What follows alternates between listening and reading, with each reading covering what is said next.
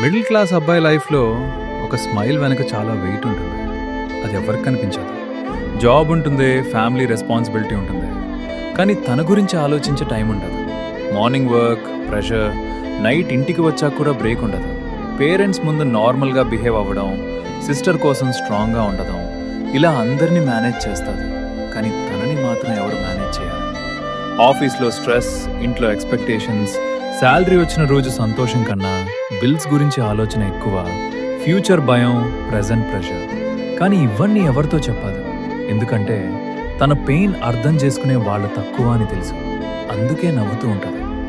నేను బాగున్నాను అని చెప్తాడు, కానీ నిజం ఏంటి అంటే పడిపోతూ మళ్ళీ లేచేస్తాడు. ఇది మిడిల్ క్లాస్ లైఫ్.